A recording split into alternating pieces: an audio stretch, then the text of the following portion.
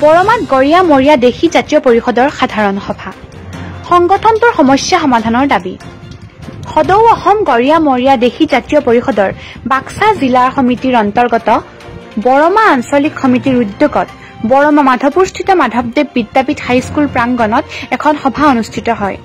সাধাৰণ সভাত বৰমা আঞ্চলিক গৰিয়া মৰিয়া দেশী জাতীয় পৰিষদৰ সভাপতি শ্বৰিফুল আলীৰ সভাপতিত্বত বৰমা আঞ্চলিক সমিতিখন পূৰ্ণ কৰা হয়।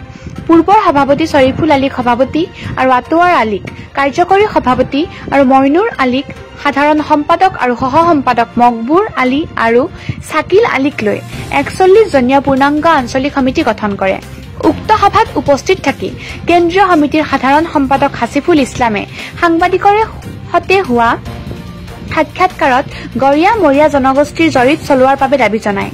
তেওঁ লগতে গৰিয়া মৰিয়া দেশীসকলৰ বাবে সুকীয়া উন্নয়ন নিগম আৰু উন্নয়ন পৰিষদৰ অধ্যক্ষ সংগ্ৰামী মঞ্চৰ পৰা হ'ব লাগে বুলি কয়। আনফালে বিজেপি নেতা সত্যৰঞ্জন বৰাই শংকৰ আজানৰ সম্প্ৰীতি নিষেধ কৰিব বিচাৰিছে বুলি কয়। আনফালে কেন্দ্ৰীয় সমিতিৰ বিত্ত সম্পাদক জালালউদ্দিন আহমেদে বিটিআৰ কোনোপধ্যে মানি নলয় বুলি দোহাৰি অতি শীঘ্ৰে বিটিচি নিৰ্বাচন অনুষ্ঠিত কৰিব লাগে বুলি দাবী জনায়।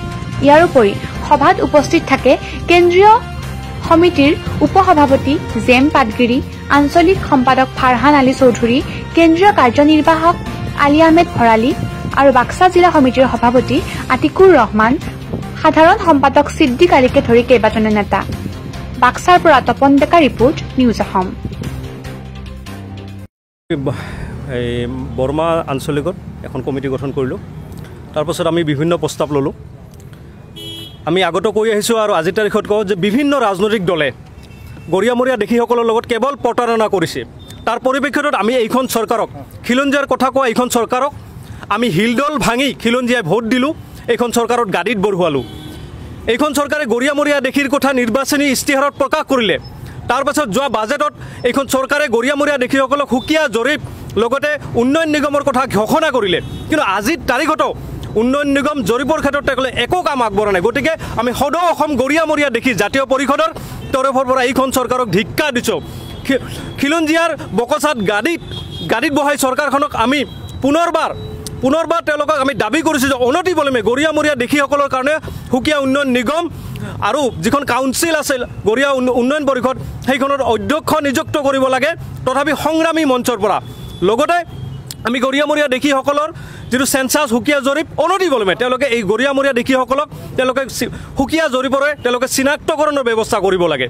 অন্যথা সদৌ অসম গৰিয়া মৰিয়া দেশী পৰিষদে অহা দিনত আমি জংগী আন্দোলন কৰিম, আমি অসম বন্ধনৰ নিচিনা কাৰ্যসূচী ল'বলৈ কিন্তু বাধ্য হ'ম। বিটিআৰ মানি লোৱা নোলোৱাটো আমাৰ সংগঠনৰ সাংগঠনিক দিশত আলোচনা হ'ব।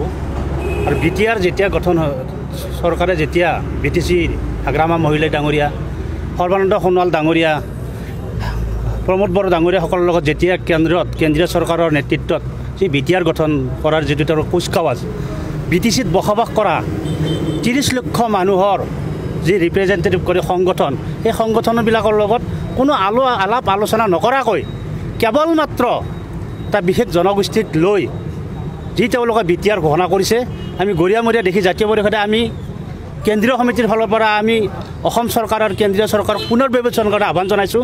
এইকাৰণে জনাইছোঁ যে BTCত যি আমাৰ অন্য জাতি জনগোষ্ঠীবিলাক আছে, সেই জনগোষ্ঠীবিলাকৰ ভাষা, সাহিত্য, সংস্কৃতি, ভূমিৰ অধিকাৰ হওক, সেইবিলাক সুনিশ্চিত হ'ব লাগিব। আমি BTCত গৰিয়া মৰিয়া দেশী জাতীয় পৰিষদ স্পষ্টভাৱে কৈছোঁ যে আমি BTCত কুকুৰ মেকুৰীৰ দৰে জীয়াই থাকিব নিবিচাৰোঁ। আমি বিচাৰোঁ BTCত সম অধিকাৰ, সম উন্নয়ন, সম বিকাশ লৈ। যোৱাকালি আমি প্ৰেছ বিবৃতিকে প্ৰকাশ কৰিছিলোঁ যে BTCত বৰ্তমান নিৰ্বাচন পাতিব লাগে বুলি আমি কৈছোঁ। এইকাৰণে কৈছোঁ যে BTCত ৩০ লক্ষ মানুহৰ ভোটৰ অধিকাৰ, মৌলিক অধিকাৰ সৰ্ব কৰা হৈছে। BTCত বসবাস কৰা ৩০ লক্ষ মানুহৰ যি ৰাজনৈতিক অধিকাৰ, সেই ৰাজনৈতিক অধিকাৰক আমি পণবন্দী কৰি তেওঁলোকক কি হত্যা কৰিব বিচাৰিছে। বিহাৰৰ দৰে ৰাজ্যত, এখন বহল জনবসতিপূৰ্ণ ৰাজ্যত যদি ভাৰতীয় নিৰ্বাচন আয়ুক্ত নিৰ্বাচনী প্ৰশাসনে যদি ৩টা ষ্টেপত নিৰ্বাচন অনুষ্ঠিত কৰিব পৰা ঘোষণা কৰিব পাৰে, অসমৰ দৰে ৰাজ্যত ৪০টা পৰিষদীয় সমষ্টিত তেওঁলোকে পৰিষদীয় নিৰ্বাচন অনুষ্ঠিত নকৰাৰ ৰহস্য কি?